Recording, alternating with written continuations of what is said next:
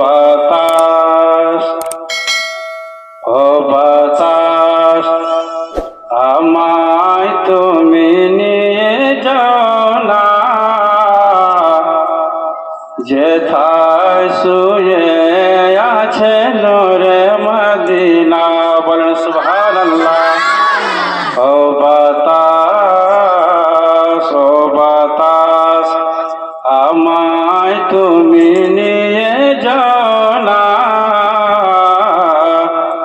যেথায় শুয়ে আছে নূরে মদিনা। ও বাতাস যে ফুলের সুবাসে মন টিকে না, যে ফুলের সুবাসে মন টিকে না, তিনি হলেন আমাদের প্রিয় নবী, তিনি হলেন আমাদের প্রিয় নবী। ও বাতাস ও বাতাস আমায় তুমি নিয়ে যাও না, যেথায় শুয়ে আছে নূরে মদিনা। একবার জোরে করে বলেন সুবহানাল্লাহ। আমারি প্রাণে সে সুর বাজে, আমারি প্রাণে সে সুর বাজে, রাসূল শুয়ে আছে যে আমি যে, আমারি প্রাণে সে সুর বাজে, রাসূল শুয়ে আছে যে আমি যে। আমাকে সেথায় তুমি নিয়ে যেও না, আমাকে সেথায় তুমি নিয়ে যেও না। ও বাতাস আমায় তুমি নিয়ে যাও না, যেথায় শুয়ে আছে নূরে মদিনা। বল সুবহানাল্লাহ।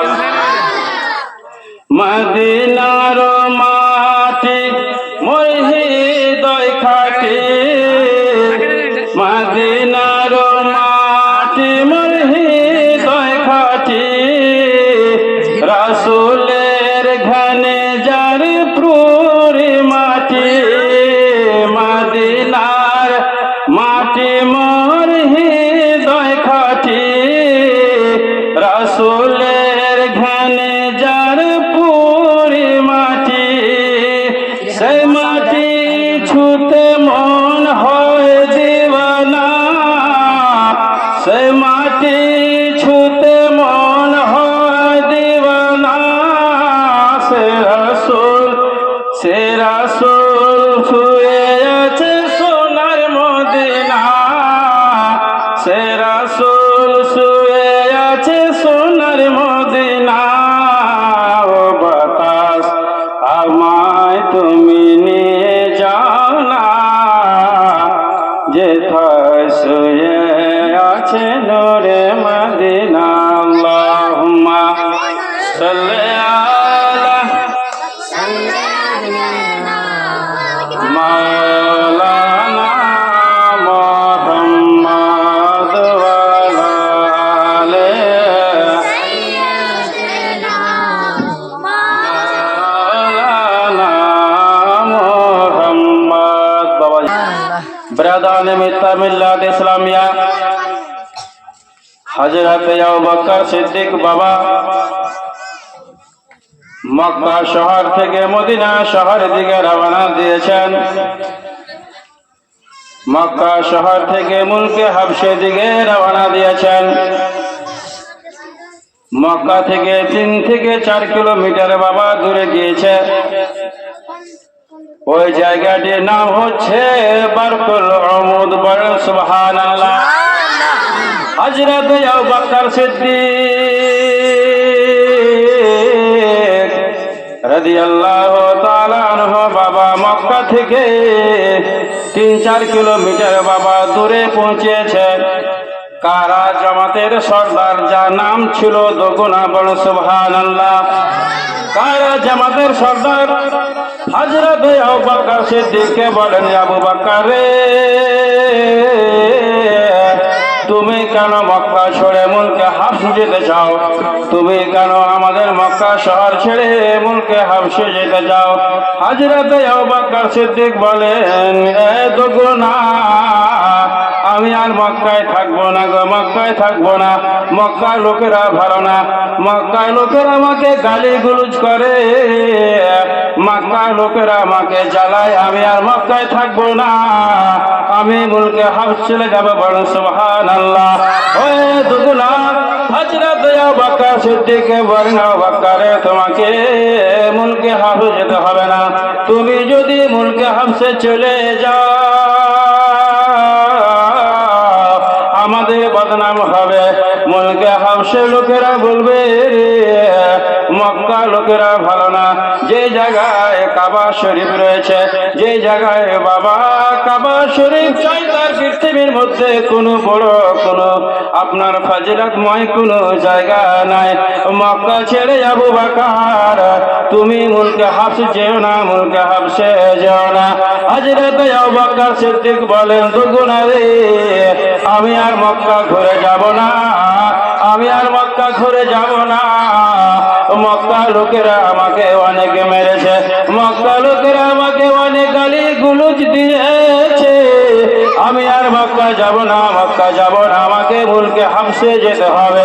কারা জামাতের সর্দার দুগুনা বলতে আরম্ভ করলো, আবু বকর সিদ্দিক, তোমাকে আমি আমার বাড়িতে আশ্রয় দিচ্ছি, তোমাকে মুলকে হাবশে যেতে হবে না, মুলকে হাবশে যেতে হবে না। হযরত আবু বকর সিদ্দিক বাবার মুলকে হাবশে গেল না, আর মুলকে হাবশে গেল না বাবা। ওই কারা জামাতের সর্দারের সঙ্গে বাবা তারা বাড়িতে ফারুক চলে আসলেন, বলেন সুবহানাল্লাহ।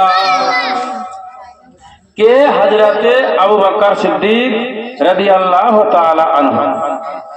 তিনি হচ্ছেন আমার দয়াল নবী আকায়েদ ও জাহা সাল্লাল্লাহু তাআলা আলাইহি ওয়াসাল্লামের প্রিয় সাহাবী। চারজন হচ্ছে সাহাবী রাসূল। সাহাবী তো অনেকগুলো আছে আর কি, তো চারজনকে বলা হয় খুলফায়ে রাশিদিন। এক নম্বর হচ্ছে হযরতে আবু বকর সিদ্দিক, দ্বিতীয় নম্বর হচ্ছে হযরতে আলী, তৃতীয় নম্বর হচ্ছে আপনার হযরতে উসমানে গনি, আর চতুর্থ নম্বর হচ্ছে হযরতে উমর ফারুক, বলেন সুবহানাল্লাহ। হযরতে আবু বকর সিদ্দিক রাদিয়াল্লাহু তাআলা আনহু রাসূল করিম সাল্লাল্লাহু তাআলা আলাইহি ওয়াসাল্লামের সঙ্গে সব সময় থাকতেন, বলেন সুবহানাল্লাহ।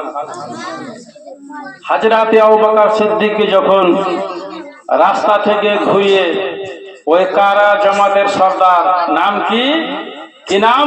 দোগুনা, ওর বাড়ি যখন নিয়ে আসলো কে? ওই সর্দার সাহেব। তো হযরতে আবু বকর সিদ্দিককে বললেন যে, আবু বকর তুমি চলো আমার বাড়িতে চলো। হযরতে আবু বকর সিদ্দিক যখন ওই দোগুনা বাড়িতে বাবা প্রবেশ করেছেন, দোগুনা মক্কা শহরে শহরে শহরে অ্যানাউন্স করে দিল যে আমার বাড়িতে হযরতে, চুপ করো, আমার বাড়িতে হযরতে আবু বকর সিদ্দিক আমি নিয়ে এসেছি, তোমরা কেউ কিছু বলবে না। কারা বললো? আরে মক্কাবাসীরা। আর মক্কাতে ওই সময় কারা বেশি থাকতো? যারা কুফারে কুরাইশ, যারা ইহুদি নাসারা কাফির, তাদের বসবাস কিন্তু মক্কা শহরে ওই সময় বেশি ছিল। হযরতে আবু বকর সিদ্দিক রাদিয়াল্লাহু তাআলা আনহু বাবা ওই দোগুনা ওই সর্দার সাহেবকে বলতে আরম্ভ করলেন, সর্দার সাহেব আপনার বাড়িতে তো আমি থাকবো, কিন্তু আমাকে নামাজ পড়তে হবে। আমি তাহাজ্জুদের নামাজ পড়ি, আমি আল্লাহ তাবারাক ওয়া তাআলার জিকির ও আজকার করি, আমি কেনে কেনে দোয়া চাই, আমাকে এসব জিনিসগুলো আপনার বাড়ির ভিতরে করতে হবে। ওই দোগুনা সর্দার বলতে আরম্ভ করলো, ঠিক আছে আপনি নামাজে পড়বেন, আপনি তাহাজ্জুদ নামাজে পড়বেন, আপনি জিক্র আজকার করবেন, আপনি দোয়া খায়ের যা কিছু করবেন আমার বাড়ির ভিতরে আপনি করবেন।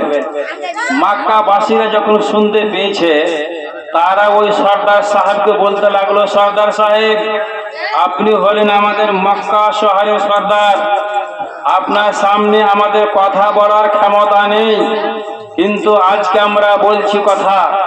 সর্দার সাহেব বলল, কি কথা বলো? তারা বলতে আরম্ভ করলো যে হযরতে আবু বকর সিদ্দিক কিন্তু জোরে জোরে কোরআনের তেলাওয়াত করে, জোরে জোরে সূরা পড়ে, জোরে জোরে আপনার দোয়া চাই, তাহাজ্জুদ নামাজ পড়ে, আমরা কিন্তু নামাজ পড়তে দেখেছি। যদি বাবা জোরে জোরে কোরআনের তেলাওয়াত করে, যদি জোরে জোরে যদি দোয়া চাই, তো আমরা কিন্তু আপনার বাড়িতে থাকতে দিব না, তাকে মুলকে হাবশে যেতে হবে, আপনার বাড়িতে থাকার কোনো জায়গা নাই। আবু বকর সিদ্দিককে মুলকে হাবশে পাঠিয়ে দেন।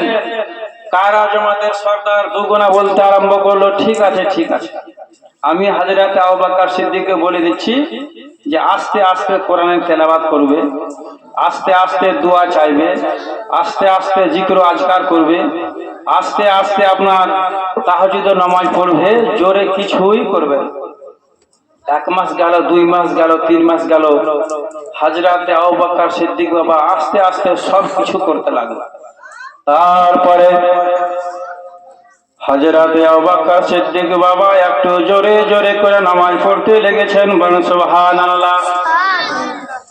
জোরে জোরে দোয়া চাইতে আরম্ভ করেছেন, কান্না করে করে দোয়া চাইতে আরম্ভ করেছেন। রব্বুল আলামিন, আমি মুলকে স্বামী যাচ্ছিলাম গো, আমি নিজের স্বাধীন মতো আমি নামাজ পড়তে পেতাম, আমি নিজে স্বাধীন মতো আমি দোয়া চাইতে পেতাম। রব্বুল আলামিন, আমি কেন মুলকে হাফিজ যেতে যেতে আমি কেন এ দুগুনার বাড়িতে ঘুরে আসলাম? 1 মাস গেল, 2 মাস গেল বাবা, 3 মাস গেল, 4 মাস গেল, 5 মাস গেল বাবা, 6 মাস গেল, এ করে করে বাবা হযরতে আবু বকর সিদ্দিক বাবা জোরে জোরে দোয়া চাইতে আরম্ভ করেছেন, জোরে জোরে তাহাজ্জুদ নামাজ পড়তে আরম্ভ করেছেন। ওই সর্দার শুনতে পেয়েছে, হযরতে আবু বকর সিদ্দিককে বলেন, আবু বকর রে, আমি তোমার ভালাই করেছি আবু বকর, তুমি মুলকে হাবশে গেছিল আবু বকর, আমি তোমাকে রাস্তা থেকে ঘুরিয়ে নিয়ে এসেছি। আবু বকর, তুমি বাবা আস্তে আস্তে একটু কোরআনের তেলাওয়াত করো, তুমি একটু আস্তে আস্তে নামাজ পড়ো রে, তুমি যদি জোরে জোরে কোরআনের তেলাওয়াত করো আবু বকর, তুমি যদি জোরে জোরে নামাজ পড়ো, আমার বাড়ির পাশে যতগুলো ইহুদি নাসারারা রয়েছে, আমার বাড়ির পাশে যতগুলো কুফারে কুরাইশ রয়েছে, আপনার আওয়াজ যদি শুনতে পায়, আমাকে গ্রামে রাখবে না, আমাকে বাড়িতে রাখবে না। তার কারণ তাদের একটি শর্ত তারা আমার সামনে রেখেছিল, সর্দার সাহেব আবু বকর যদি তোমার বাড়িতে থাকে, আস্তে করে কোরআনের তেলাওয়াত করতে হবে। আবু বকর যদি তোমার বাড়িতে থাকে, আস্তে আস্তে নামাজ পড়তে হবে। আবু বকর, আমি তাদের শর্ত মেনেছি। আবু বকর রে, তুমি আবু বকর আস্তে আস্তে কোরআনের তেলাওয়াত করিও বাবা, জোরে জোরে করিও না। তুমি যদি জোরে জোরে কোরআনের তেলাওয়াত করো, আমাকে গ্রামে রাখবে না। তুমি যদি জোরে জোরে নামাজ পড়ো, আমাকে গ্রাম থেকে তাড়িয়ে দিবে। আবু বকর, তুমি আজকে থেকে বাবা আস্তে আস্তে কোরআনের তেলাওয়াত করিও, বলেন সুবহানাল্লাহ। আবু বকর সিদ্দিক বাবা জোরে জোরে বাবা নামাজ পড়তে লেগেছে, জোরে জোরে বাবা কোরআনের তেলাওয়াত করতে লেগেছে, জোরে জোরে করে কান্না করে করে দোয়া চাইতে আরম্ভ করেছে। বাদশা কিন্তু বলতে আরম্ভ করেছে, আবু বকর রে, তুমি যদি বাবা জোরে জোরে করে আমাকে গ্রামে রাখবে না, গ্রাম থেকে তাড়িয়ে দিবে, আমাকে বাড়িতে রাখবে না, আমাকে গ্রাম বাড়ি থেকে তাড়িয়ে দিবে। আবু বকর, তুমি কেন আমার কথা শুনছো না? হযরত আবু বকর সিদ্দিক বাবা বলতে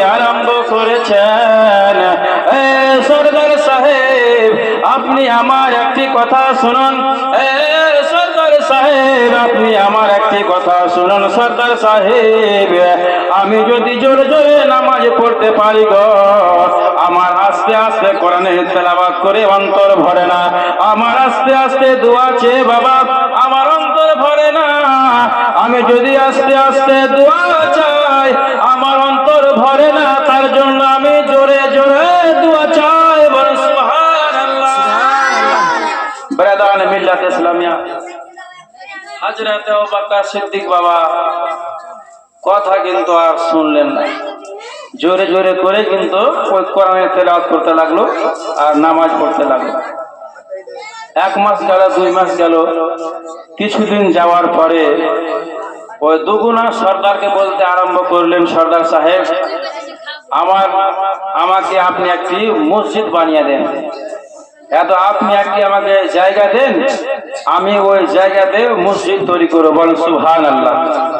ওই জায়গাতে আমি মসজিদ তৈরি করব, আপনি আমাকে একটু জায়গা দেন। ওই সর্দার বলতে আরম্ভ করলো, না আমি যদি জায়গা দিয়ে দিই তা আমাদের এই পাড়া হচ্ছে আপনার কুফারে কোরাইশ, সমস্ত লোক হচ্ছে ইহুদি নাসারা, আর এই জায়গায় আমি যদি মসজিদ বানাইতে দিই তা আমাকে গ্রামের লোক রাখবে না, তোমাকে মসজিদ বানাইতে দিতে যাওয়া যাবে না। হযরত আবু বকর সিদ্দিক বাবা আবার এই কথাটি ওই সর্দার সাহেবকে বললেন, সর্দার সাহেব আপনি আমাকে একটুকু জায়গা দেন, আমি ওই জায়গাতে মসজিদ বানাবো। করে করে বাবা একবার বললো, 2 বার বললো, 3 বার বললো, বাবা ওই সর্দার সাহেব বাবা থাকতে না পেরে হযরত আবু বকর সিদ্দিককে বলেন, আবু বকর রে যাও যাও যাও, আমার বাড়ির সামনে একটু জায়গা রয়েছে, ওই জায়গায় তুমি মসজিদ বানিয়ে দাও। বলেন সুবহানাল্লাহ। হযরত আবু বকর সিদ্দিক বাবা ওই জায়গায় একটি মসজিদ তৈরি করলেন, ওই মসজিদে যে নামাজ পড়তে আরম্ভ করলেন, ওই মসজিদে যে কোরআনের তেলাওয়াত করতে আরম্ভ করলেন, ওই মসজিদে যে বাবা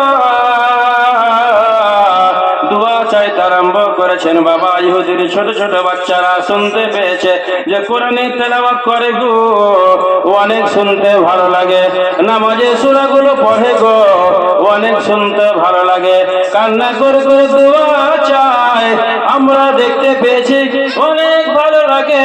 আব্বা যান তাদের কেমন ধর্ম রয়েছে আব্বা গো, তারা যেন কোরআনের তেলাওয়াত করে, তাদের কেমন ধর্ম রয়েছে আব্বা জান, যে কান্না করে করে দোয়া করে। আমাদের ধর্মে কোনো কোরআন নাই, আমাদের ধর্মের মধ্যে কোনো নামাজ নাই, আমাদের ধর্মের মধ্যে কি আমরা কান্না করে করে দোয়া চাইতে পাবো না? ইহুদিরা তার ছেলেরাকে বলতে আরম্ভ করলো, বেটারে তারা হচ্ছে মুসলমান, তাদের ধর্ম আমরা মানবো না, আর আমরাকে যদি বলে এই দিন ইসলামের মধ্যে তোমরা প্রবেশ করে নাও, হযরত আবু বকর সিদ্দিককে আমরা মক্কা শহরে থাকতে দিব না। বলেন নাউজুবিল্লাহ। হযরত আবু বকর সিদ্দিক বাবা বাড়ির সামনে একটি তালের বাগুড়া দিয়ে, তালের ঢালগুলো দিয়ে একটি মসজিদ নির্মাণ করলেন, আর ওই মসজিদে যে কোরআন শরীফ পড়তে আরম্ভ করলেন, জোরে জোরে আপনার সূরাগুলো পড়তে আরম্ভ করলেন, কান্না করে করে দোয়া চাইতে যখন আরম্ভ করেছে, তো ইহুদির ছোট ছোট বাচ্চারা, যুবক ছেলেরা যখন দেখতে পেয়েছে, সুবহানাল্লাহ কত সুন্দর কোরআনের তেলাওয়াত গো, কান্না করে করে দোয়া চাইছে, আপনার নামাজ পড়ছি, আর আমাদের ধর্মতে আমাদের কোনো কোরআন নেই, আমার বাবাও কান্না করে না, আমার মাও কান্না করে না, আমাদের ধর্মতে কোনো কোরআন নাই, কিছুই না। আর একটা জিনিস ভাববেন, যে কেউ যদি মারা যায়, আমরা আলিম উলামা মাওলানা আমরা বলি যে কান্না করতে হয় না, সত্যি কিন্তু কান্না করতে হয় না, কিন্তু যখন আপনার নিজস্ব কেউ মারা যাবে, আত্মীয় স্বজন যখন আপনার সবাই কান্না করবে, ওই সময় আর চোখটার বলা যাবে না তুমি কান্না করিও না, অন্তরকে আর বলা যাবে না যে এই আমার অন্তর, তোমাকে আর কান্না করতে হবে না, অটোমেটিক কান্না চলে আসবে। তার কারণ যে মানুষটি ইন্তেকাল করে ওই মানুষটি কিয়ামত পর্যন্ত আর ফিরে কোনদিন আসবেন না। বলেন সুবহানাল্লাহ। তার জন্য কান্না হয় যে আজকে ইন্তেকাল করলো, যদি বলে যে 2 মাস পরে আসবে, 3 মাস পরে আসবে, 4 মাস পরে আসবে, কেউ কান্না করবে না। ঠিক আছে, যা যখন ঘুরতে গিয়ে যে 3 মাস 4 মাসের জন্য তার কান্না কি করবে, আবার ফিরে আসবে। কিন্তু যে মানুষ একবার চলে যাবে কিয়ামত পর্যন্ত আর কোনদিন ফিরে আসবে না। হযরত আবু বকর সিদ্দিক বাবা ওই সর্দার সাহেবকে বলতে আরম্ভ করেছেন, সর্দার সাহেব, আমি যে মসজিদটি তৈরি করেছি, আমি ওই মসজিদে কোরআনে তেলাওয়াত করতেছি। আমি যে মসজিদ তৈরি করেছি, আমি ওই মসজিদে নামাজ পড়ি গো। আমি ওই মসজিদ তৈরি করেছি, আমি ওই মসজিদের ভিতরে যে কান্না করে করে আমি দোয়া চাই। আমি তোমরাকে কোনো ডিস্টার্ব করি না, আমি তোমরাকে কোনো গালি গুলোজ দেই না গো। আমাকে তোমরা এই জায়গায় থাকতে দাও, আমি আর মক্কা শহর ছেড়ে কোথায় যাব না, কোথায় যাব না বাবা। হযরত আবু বকর সিদ্দিক বাবা এই সমস্ত যখন আমলগুলো করতে আরম্ভ করেছে, যুবক যুবক ছেলেরা বাবা হযরত আবু বকর সিদ্দিককে দেখতে পেয়েছে যে হযরত আবু বকর সিদ্দিক বাবা জোরে জোরে কোরআনের তেলাওয়াত করে বাবা। যুবক যুবক ছেলেরা বাবা 100 থেকে নিয়ে 200 যুবক যুবক ছেলে বাবা হযরত আবু বকর সিদ্দিকের হাতে বাবা যান, হাতে হাত দিয়ে বাইত গ্রহণ করে মুসলমান হয়ে গিয়েছেন। বলো সুবহানাল্লাহ। ব্রাদারান মিল্লাত ইসলামিয়া, এটাই হচ্ছে আমাদের ইসলাম ধর্মের হচ্ছে মাযহাব, একই বলা হয় মাযহাব। আর এই হচ্ছে ইসলাম ধর্ম, যে শান্তি ধর্ম। ইসলাম মানে হচ্ছে শান্তি। ওই জায়গা থেকে যদি হযরত আবু বকর সিদ্দিক রাগ গুসা করে যদি মুলকে হাফ চলে যেতেন, তো ওই মক্কা শহরে যে 200 আপনার যুবক যুবক ছেলে মুসলমান হয়েছে, দ্বীন ইসলামের মধ্যে প্রবেশ করেছে, তারা কি করতো? তারা করতো না। কাউরে না কাউরে ওসিলায় মুসলমান ধর্ম গ্রহণ করেছে। কাদের জন্য? শুধু আমাদের চল চরিত্র দেখে, শুধু আমাদের ক্যারেক্টার দেখে, যে আমরা 5 ওয়াক্তের নামাজকে আদা করি, আমরা কোরআনের তেলাওয়াত করি, আমরা পুরো কান্না করে করে দোয়া চাই। কেউ যদি মারা যায় আমরা তার আপনার ওই চাহরম চালিসা করি। কেউ যদি মারা যায় আমরা বাড়িতে কোরআনের তেলাওয়াত করি। কেউ যদি মারা যায় আমরা বাড়িতে জিকির আজকার করি। আর কেউ যদি মারা যায় তার জন্য আমরা 2 হাত উত্তোলন করে আল্লাহ তাআলার দরবারে দোয়া চাই যে রব্বুল আলামিন আমার আব্বা জান, আমার আম্মা জান এই দুনিয়া থাকা কালীন চলাফেরার মাধ্যমে, বসা ওঠার মাধ্যমে যদি গুনাহে সাগীরা গুনাহে কাবীরা যদি করে থাকে, আল্লাহ তুমি আমার মায়ের সমস্ত গুনাহকে ক্ষমা করে দিও। বলো সুবহানাল্লাহ। আমার তারাম দোস্ত, তার জন্য আমরা যারা ইন্তেকাল করে গিয়েছে, মা বাবা আত্মীয় স্বজন, ছোট থেকে নিয়ে যুবক পর্যন্ত, যুবক থেকে নিয়ে বয়োজ্যেষ্ঠ পর্যন্ত বাবা, তাদের জন্য আমরা দোয়া চাই, 2 হাত উত্তোলন করি যে রব্বুল আলামিন আমাদের বংশধরের মধ্যে যে যেখানে কবরস্থ হয়েছে আল্লাহ গো, তাদের তুমি জীবনের সমস্ত গুনাহ খাতাকে ক্ষমা করে তাকে তুমি জান্নাতুল ফিরদাউসে উচ্চ জায়গা প্রদান করে দিও। বলে সুবহানাল্লাহ। একজন মেয়ে বাবা, তার একটি কিন্তু মেয়ে সন্তান ছিল, আর ওই মেয়েটির বয়স প্রায় 2 থেকে 3 বছর বয়স। খুব সুন্দর বয়স, মন দিয়ে শুনবেন। 2 থেকে 3 বছর বয়স, ছোট একটি মেয়ে। ওই মেয়েটা কিছুদিন পরে ইন্তেকাল করে গেল, ওই ছোট বাচ্চাটা। মায়ের কিন্তু আর অন্তর থামে না, মায়ের আর অন্তর থামে না। মা কিন্তু হাউমাউ করে কান্না করছে যে আমার একটি মেয়ে ছিল, আমার মেয়ে দুনিয়া থেকে চলে গেল, আমি একাই বাড়িতে কি করে থাকবো। আমি যখন বিছানায় ঘুমাই, আমাকে একা একাই আমি বিছানায় ঘুমিয়ে থাকি, আমাকে আর ভালো লাগে না।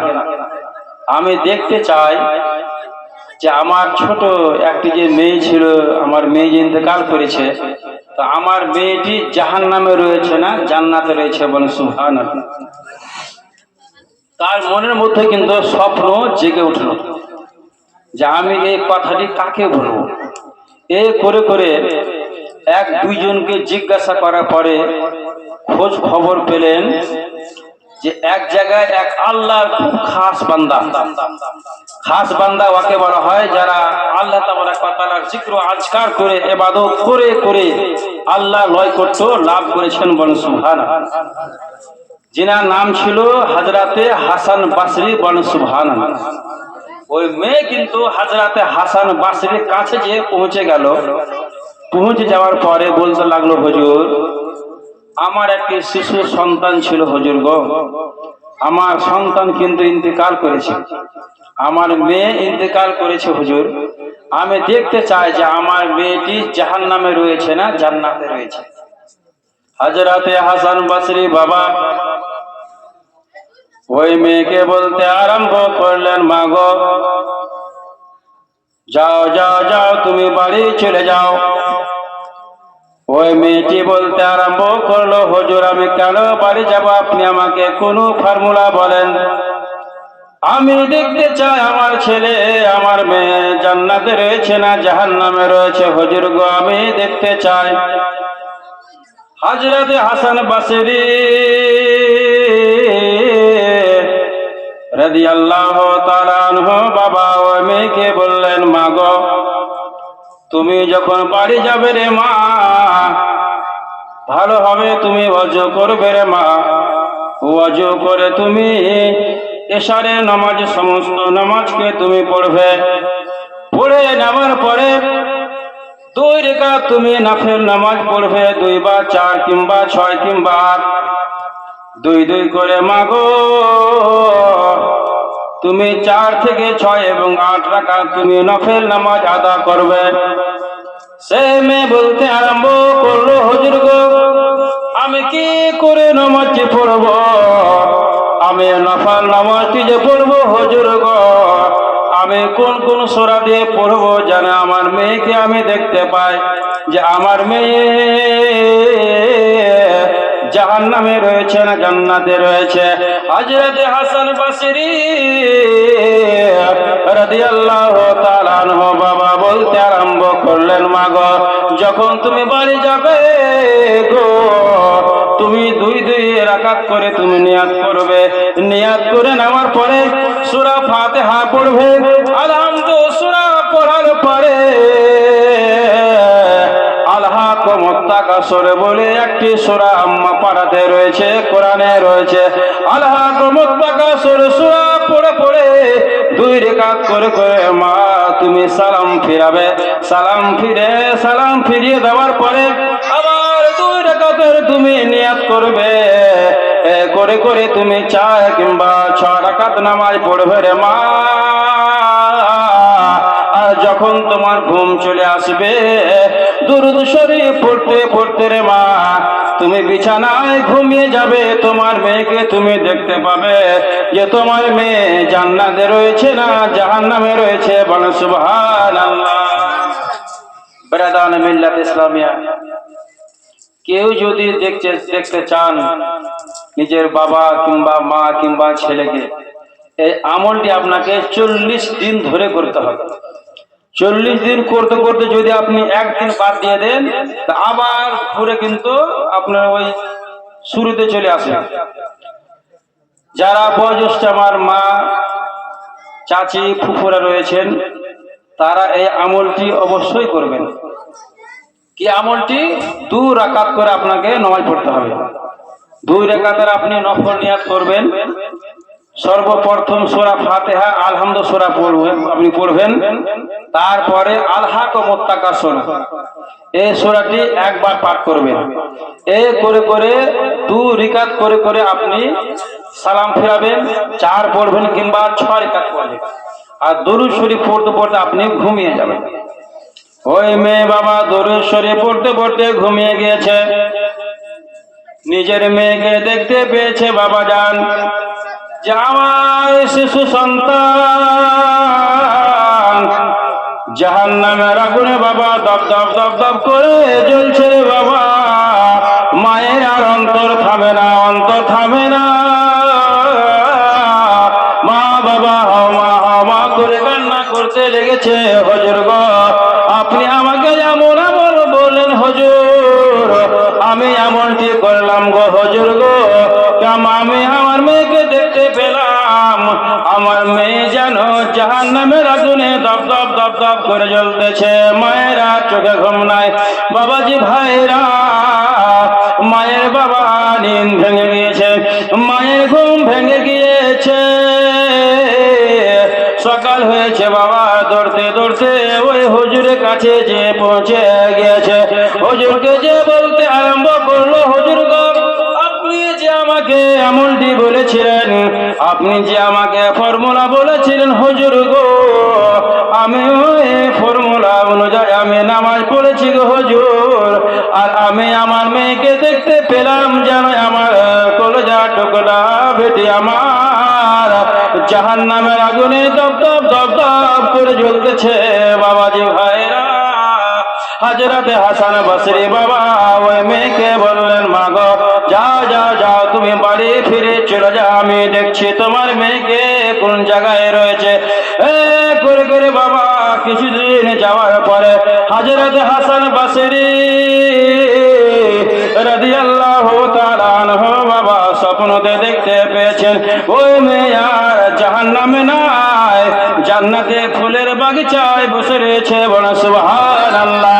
হযরত হাসান বসরি বাবা এক পা দু পা করে করে ওই মেয়েকে এক পা দু পা করে করে বাবা ওই মেয়ের কাছে যে পৌঁছে গেছেন, হযরত হাসান বসরি ওই ছোট বাচ্চাটিকে জিজ্ঞাসা করতে আরম্ভ করেছেন, বাবা বাচ্চারে বলো বলো, তোমার মা আমার সামনে যা কথাগুলো বলেছে সে কথাগুলো কি সত্য বলেছে? বড় বড় ওই ছোট বাচ্চা বলতে আরম্ভ করলো, হুজুর গো, আমার মা যা কিছু আপনার সামনে কথাগুলো বলেছে হুজুর গো, সমস্ত কথা গো হুজুর সত্য বলেছে, কোনো মিথ্যা কথা বলেনি। হযরত হাসান বসরি বাবা চিন্তিত হয়ে গেল।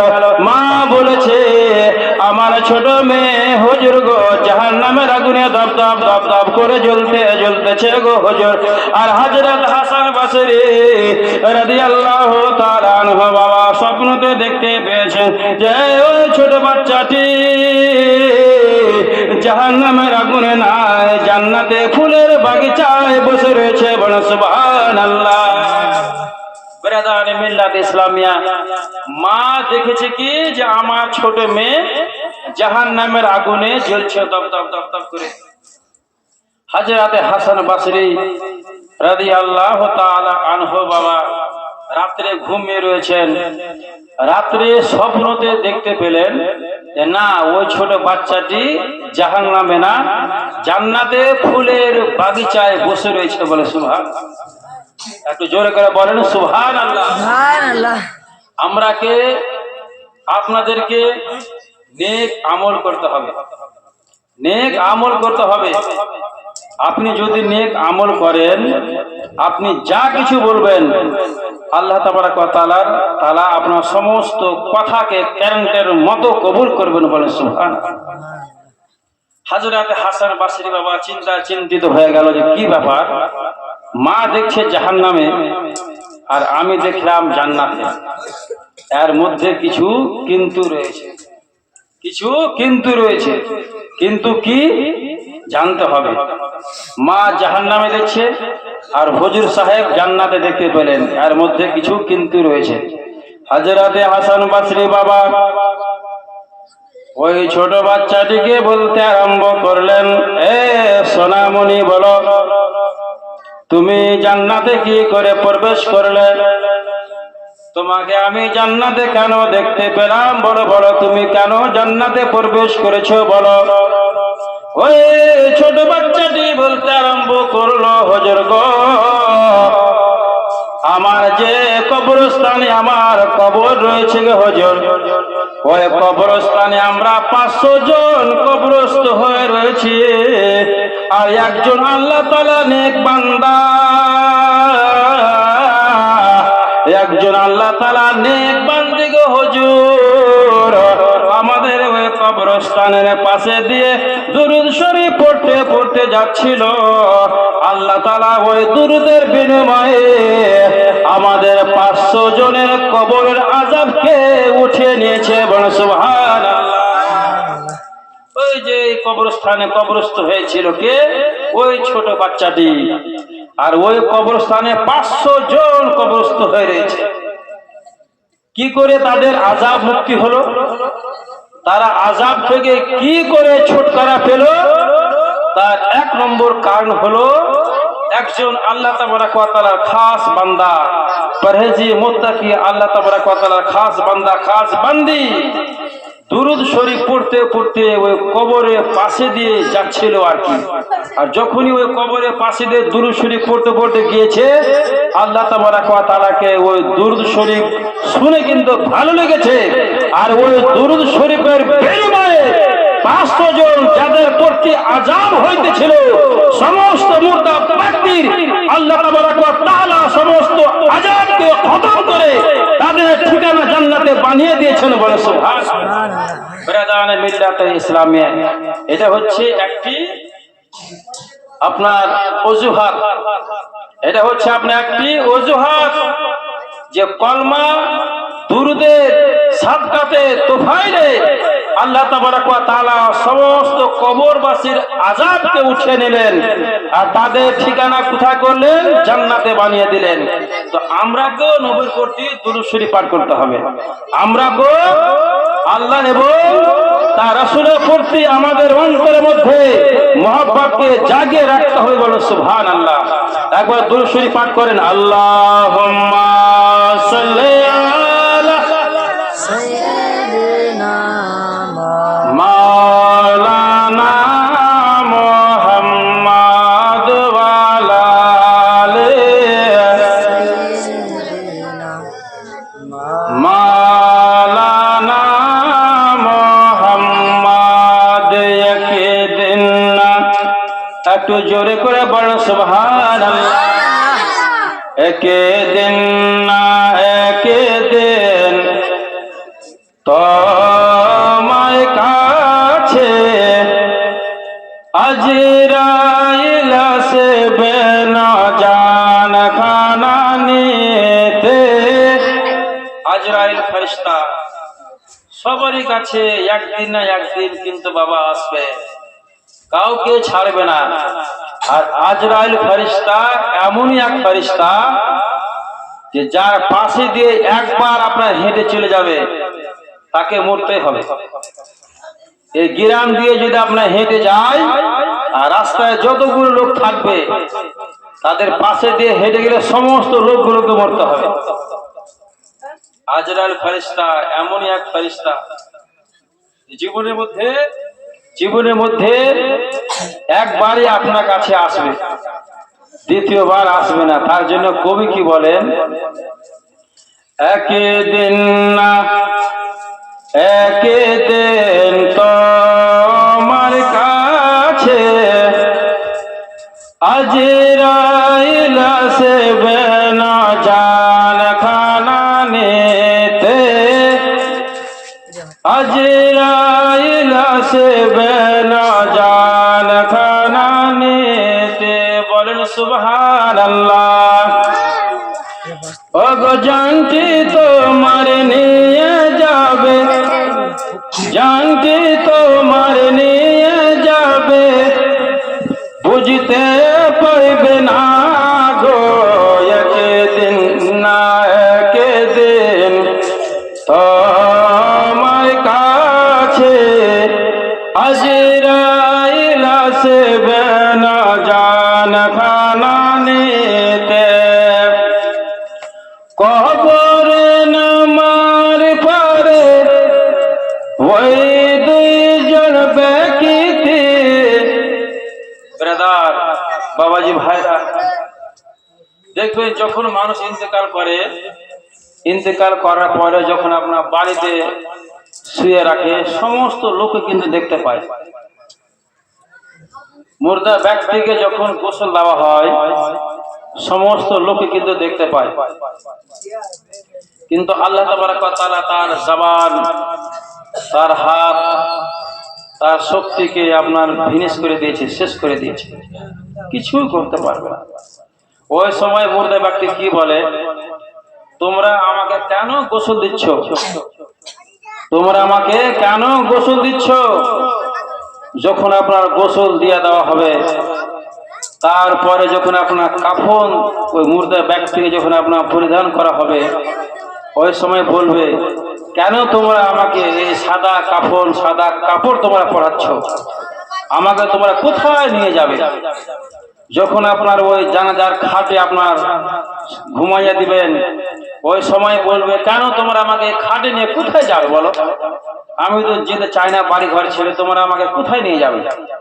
যখন আপনার কবরস্থানে নিয়ে যায়, আর যখন আপনার সামনে কবরে যখন রেখে দেওয়া হয়, আর উপরে যতগুলো লোক থাকে, সমস্ত লোকগুলোকে কান্না করতে করতে বলবো, আসছে আপনার ওই মুর্দা ব্যক্তি বলে, কান্না করে আর বলে যে তোমরা আমাকে রেখে কোথায় চলে যাবে? আমি এখানে কি একাই থাকবো? আমি এই জায়গায় একাই থাকতে পারবো না। তার কিন্তু হাত, জবান কিছুই চলবে না। আল্লাহ তাআলা সমস্ত পাওয়ারকে শেষ করে দিয়েছে। তার জন্য কবি কি বলেন, কবরে নামার পরে ওই দুইজন ব্যক্তি ওঠার পরে তোমায় দেবেন যে মাটি, ওঠার পরে তোমায় দেবেন যে মাটি। ওগো 40 কদম আসার পরে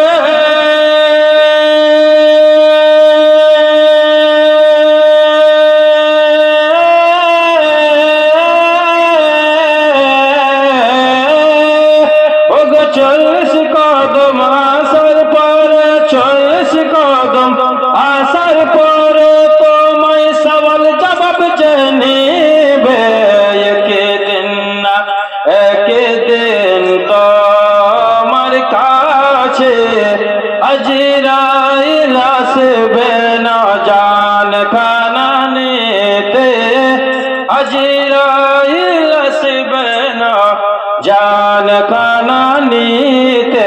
একটু জোরে করে বল সুবহানাল্লাহ। মন করনা কি ওই দুইজন ফেরেশতা তোমায় সওয়াল যে করিবেন আল্লাহ তাআলা, তোমায় সওয়াল যে করিবেন আল্লাহ তাআলা। মন করনা কি ওই দুইজন ফেরেশতা তোমায় সওয়াল যে করিবেন আল্লাহ তাআলা, তোমায় সওয়াল যে করিবেন আল্লাহ তাআলা। ওগো জবাব দিতে পারলে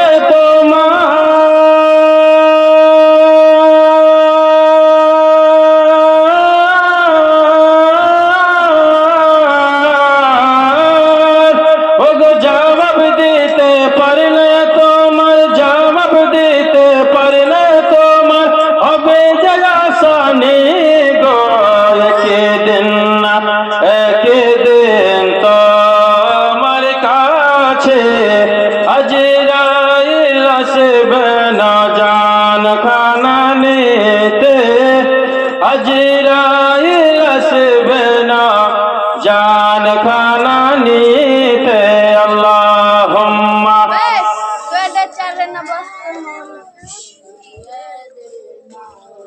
মাওলানা মুহাম্মদ ওয়ালা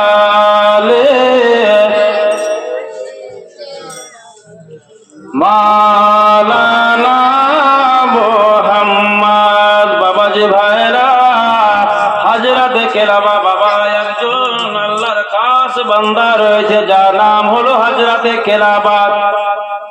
হযরতে কেলাবা বাবা একটি কবরস্থানের পাশে দিয়ে বাবা যেতে আরম্ভ করেছেন। বাবা কিছুক্ষণ যাওয়ার পরে কবরস্থানের দিকে বাবা নজর করে তাকায়া তাকায়া দেখতে আরম্ভ করেছেন। এ রব্বুল আলামিন, খোদা গো, আমি কবরস্থানের দিকে গো খোদা নজর করে দেখলাম, আমি কেন দেখতে পাই সমস্ত কবরবাসী বাবা কবর থেকে উঠে উঠে বসে রয়েছে, আর তাদের সামনে সামনে একটি করে করে বাবা থালা রয়েছে, প্লেট রয়েছে। বলো সুবহানাল্লাহ। সবারই সামনে সামনে বাবা একটি করে করে থালা প্লেট রয়েছে। কাদের সামনে? যারা কবরস্থ হয়েছে তারা নিজ নিজ কবর থেকে বাবা উঠে উঠে তাদের সামনে একখানা একখানা করে বাবা সোনার থালা রয়েছে, প্লেট রয়েছে। তার মধ্যে একজন লোক রয়েছে, তার সামনে কোনো থালা নাই, তার সামনে কোনো প্লেট নাই। হযরত আবু কেলাবা বাবা চিন্তিত হয়ে গেল, কেন আমি এই দৃশ্য দেখতে পেলাম গো, কেন আমি এই দৃশ্য দেখতে পেলাম? সমস্ত কবরবাসীর সামনে বাবা থালা রয়েছে, আর একজন রয়েছে যার সামনে কোনো থালা নাই, তার সামনে কোনো প্লেট নাই।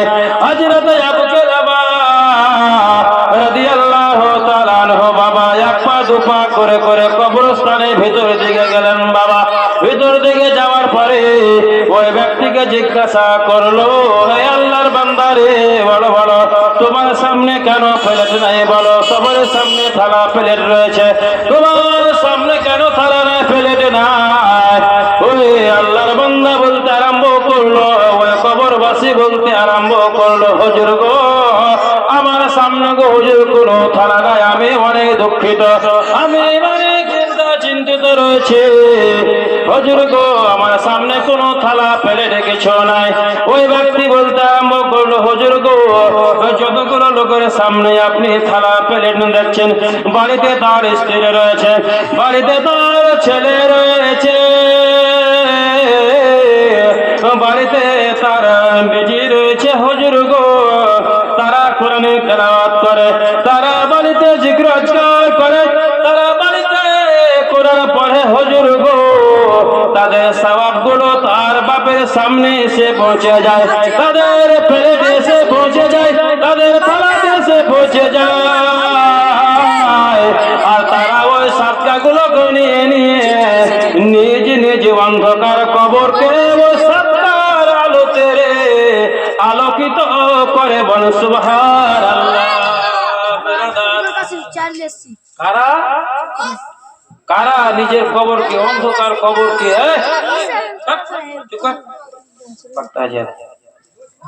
কারা?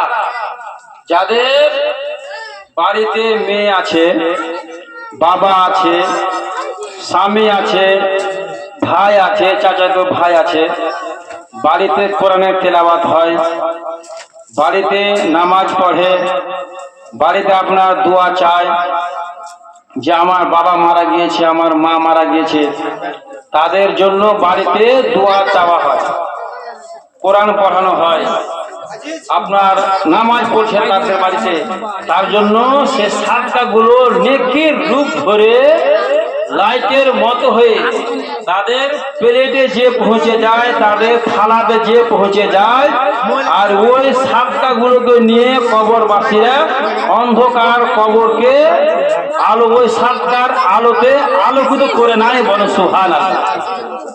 আর ওই যে মুর্দা ব্যক্তি যার সামনে কোনো থালা প্লেট কিছুই নাই, অন্ধকার কবরে বসে রয়েছে, কবরের বাইরে বসে রয়েছে, যে আমার সামনে কিছু থালা প্লেট কিছুই নাই।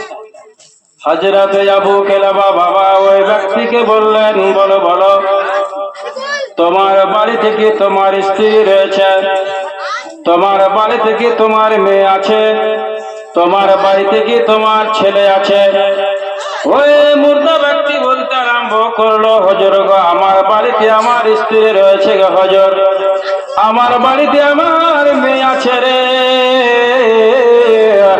আমার বাড়িতে আমার ছেলে সন্তান রয়েছে গো হুজুর, তারা আমার জন্য কোরআনে তেলাওয়াত করে না, তারা আমার জন্য জিকির আজকার করে না, তারা আমার জন্য কিছু করে না হুজুর গো, তার জন্য আমার সামনে কোনো প্যারেড নাই, আমার সামনে কোনো নেকি নাই, আমার হুজুর গো আমার কবর গো হুজুর অন্ধকার রয়েছে, আমার কবরে আমি জীবনে লাট দিতে পারিনি, আমার কাছে কোনো থালা প্লেট কিছু নাই, আমার কাছে কোনো সাদকা আসে না, আমার কাছে কোনো দোয়া খারি নেকি আসে না, তার জন্য আমার কবর গো হুজুর অন্ধকার হয়ে রয়েছে, আমার কবরে আমি জীবনে লাট দেখতে পাইনি, বলেন নাউজুবিল্লাহ।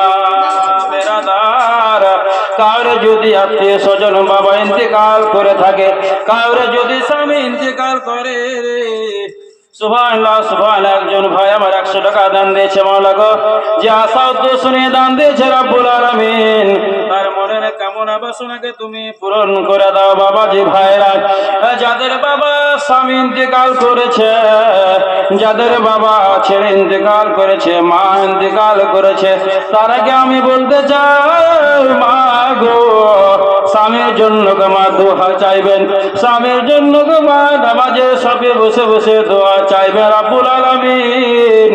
আমার স্বামী দুনিয়ায় ছিল গো, আমার স্বামী নামাজ পড়তে পারেনি, আমার স্বামী জিকির আজকার করতে পারেনি, আমার স্বামী ভালোভাবে নামাজ পড়েনি রব্বুল আলামিন।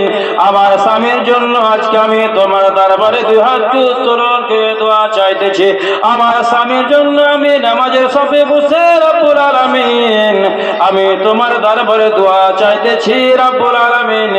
আপনি যদি দোয়া চান, আপনার ওই দোয়াগুলো সৎকার রূপে ওই মুর্দা ব্যক্তির কবরে প্লেটে পৌঁছে যাবে, আর ওই সৎকার আলোকে নিজের কবরকে আলোকিত করে নিবে, বলে সুবহানাল্লাহ। হযরতে আবু কিলাবা বাবা বললেন ঠিক আছে চলো, সুবহানাল্লাহ সুবহানাল্লাহ। একজন ভাই আমার 50 টাকা দান দিয়েছে মাওলা গো, যা আশা উদ্দেশ্য নিয়ে দান দিয়েছে মাওলা, তার মনে কামনা বাসনাকে তুমি পূরণ করে দিও।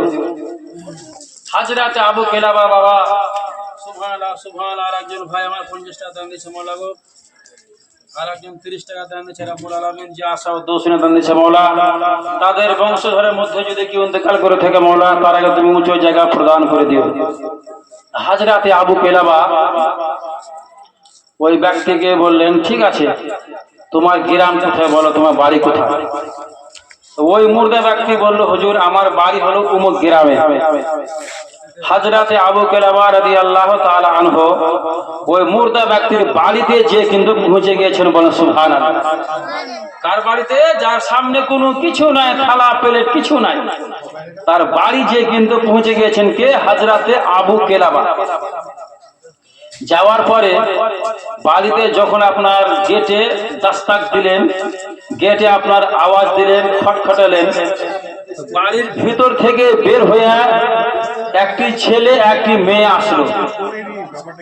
আসার পরে বলতে আরম্ভ করলো, আপনি কি বলছেন বলেন।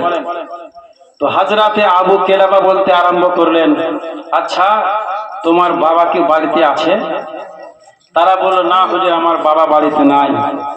তোমরা বাড়ির ভিতরে কি করছো? বলছে হুজুর আমরা বাড়ির ভিতরে মোবাইল টোবাইল দেখি, এগুলো আপনার নাচ গান এগুলো দেখি।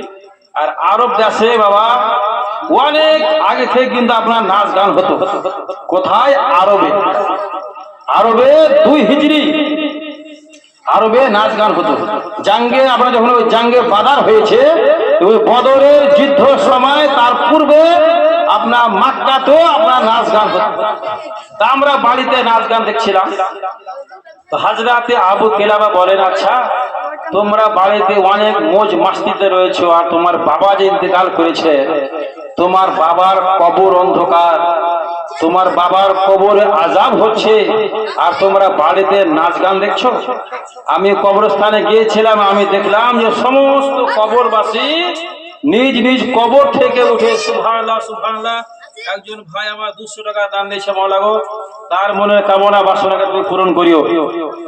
সমস্ত কবরবাসী কবর থেকে উঠে উঠে সবার হাতে একটি একটি করে প্লেট থালা রয়েছে, আর ওই থালাতে বাড়ির লোকেরা আপনার কোরআনের তেলাওয়াত করে, যেগুলো আজকাল করে সাদকা করে, আর সেইগুলো কিন্তু নেকির রূপে এসে ওই থালাতে পৌঁছে যায়, আর ওই থালা নেকিগুলোকে নিয়ে নিজ নিজ অন্ধকার কবর ভরে কবরকে আলোকিত করে নেয়। কিন্তু তোমার বাবাকে দেখলাম, তোমার বাবার সামনে না থালা আছে না কোনো সাদকা কোনো নেকি আছে। তোমরা কি কোরআন পড়তে জানো না? বলে হ্যাঁ হুজুর আমরা কোরআন পড়তে জানি। তার ভাইকে বলা হলো তোমরা কি তেলাওয়াত করতে জানো না? বলে হ্যাঁ হুজুর আমরা জানি। তো হযরতে আবু কেলাবা বাবা তারাকে বলতে আরম্ভ করলো, আমি এখন এই জায়গা থেকে বাড়ি যাচ্ছি, আমি আবার ওই কবরস্থানে যাব, যেন আমি তোমার আব্বা জানের সামনে আমি থালা দেখতে পাই, প্লেট দেখতে পাই।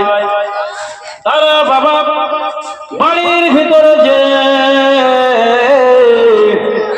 নামাজ পড়তে আরম্ভ করেছে, বাবা কোরআনের তেলাওয়াত করতে আরম্ভ করেছে, জিকির আজকার করতে আরম্ভ করেছে, কান্না করে করে দোয়া চায়, খোদা গো আমার আব্বা জান ইন্তেকাল করেছে, রব্বুল আলামিন আমার আব্বা জানের জন্য আমরা দোয়া করতে পারিনি, আমার আব্বা জানের জন্য আমরা তেলাওয়াত করতে পারিনি, আমার আব্বা জানের জন্য আমরা সাদকা খায়রাত করতে পারিনি।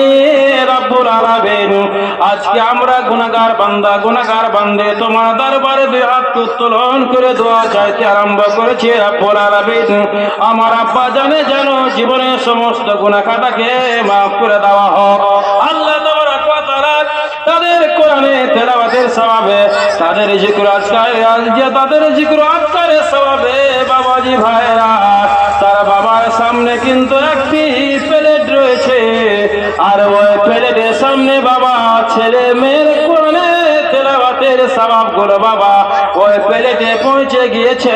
বলো সুবহানাল্লাহ। বেরাদানে মিল্লাত ইসলামিয়া আর কি বলে, হুজুর আমার মেয়েটা প্রচুর কান্না করে, আপনি একটু ছাড়িয়ে দেন তো। আমার মেয়েটা বিছানায় হুজুর পেশাব করে দিচ্ছে, আপনি একটু দোয়া করে দেন যেন পেশাব না করে আর যেন কান্না না করে। তো কান্না কেন করবে না? কান্না তো করবেই।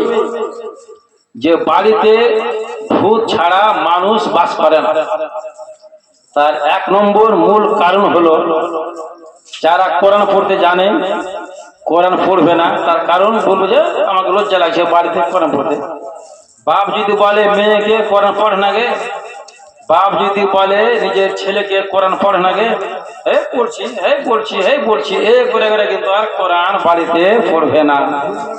যে বাড়িতে জিকির আজকার নাই, যে বাড়িতে কোরআনের তেলাওয়াত নাই, যে বাড়িতে নামাজ নাই, যে বাড়িতে আপনার রোজা নাই, যে বাড়িতে আপনার সাদকা নাই, যে বাড়িতে আপনার যাকাত নাই, ওই বাড়িতে ভূত শয়তান ছাড়া মানুষ কোনদিন প্রবেশ করতে পারে না। বলে সুবহানাল্লাহ।